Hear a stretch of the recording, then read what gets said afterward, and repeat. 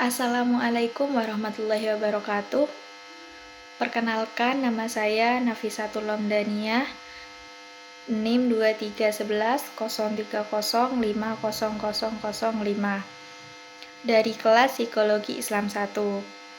Di sini untuk memenuhi UAS Psikologi Kepribadian, saya akan menganalisis 3 tokoh dari film Bila Esok Ibu Tiada menggunakan teori-teori psikologi kepribadian. 3 tokoh tersebut, yang pertama ada tokoh Ibu Rahmi, yang kedua Ranika, dan yang ketiga Hening. Baik, untuk tokoh yang pertama yaitu tokoh Ibu Rahmi dari Erik Erikson, teori perkembangan psikososial, yang menggambarkan tahap-tahap perkembangan manusia dan tantangannya pada setiap tahap.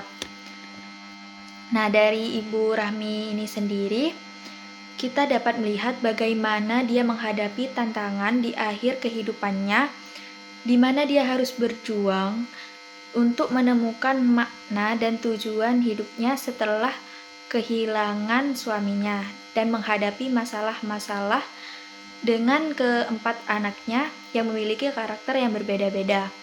Kita juga bisa melihat pada adegan saat Ibu Rahmi ini merenung dan melihat atau memandangi foto keluarga. Pada adegan itu, dia mencerminkan harapan dan kekecewaan dalam hidupnya, menunjukkan bagaimana dia berjuang dengan perasaan stagnasi dan pencarian makna dalam perannya sebagai ibu. Di situ kita bisa melihat perjuangan dan pengorbanannya sebagai ibu dalam menghadapi tantangan kehidupan. Tokoh yang kedua yaitu Ranika. Menurut teori Carl Gustav Jung, Ranika ini kan sebagai anak sulung, menunjukkan karakter yang kuat dan bertanggung jawab. Ranika di sini berperan sebagai tulang punggung setelah ayahnya meninggal. Dalam konteks persona, Ranika ini menciptakan citra sebagai sosok yang tegas dan mandiri, berusaha untuk menjaga keluarganya dan berusaha untuk memenuhi kebutuhan keluarganya. Namun di balik citra ini, Ranika memiliki shadow yang mencerminkan ketidakpuasan dan tekanan emosional yang ia alami.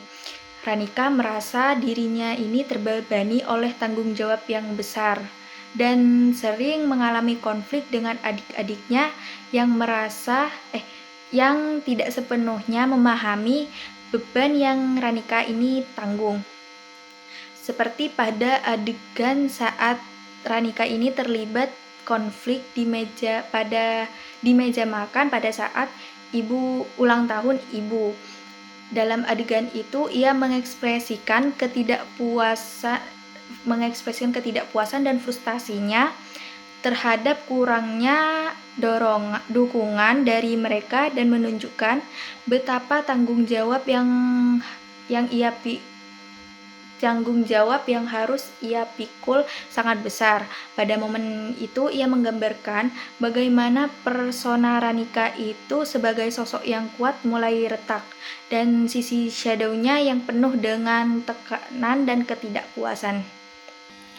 Tokoh yang selanjutnya, tokoh yang ketiga yaitu Hening. Hening si anak bungsu ini menurut teori humanistik Carl Rogers menekankan pentingnya lingkungan untuk mendukung perkembangan positif seseorang. Sementara Abraham Maslow menggambarkan hierarki kebutuhan yang harus dipenuhi untuk mencapai aktualisasi diri. Nah, si Hening ini berjuang untuk menemukan tempatnya setelah kepergian sang ayah. Dia mungkin merasa bahwa kebutuhannya untuk dicintai dan diterima tidak terpenuhi, sehingga proses aktualisasinya ini terhambat. Pada saat Hening ini bercerita kepada sang ibu tentang rasa kehilangan mereka terhadap ayah, itu menunjukkan Pencarian Hening akan dukungan emosional dan pengertian. Dia ingin merasa aman, dimengerti, dan dicintai. Namun, situasi yang sulit membuatnya merasa terasingkan. Nah, ini mencerminkan tantangan dalam mencapai aktualisasi diri dalam kesedihan yang dialami oleh Hening. Baik, sekian yang dapat saya sampaikan. Kurang lebihnya mohon maaf. Wassalamualaikum warahmatullahi wabarakatuh.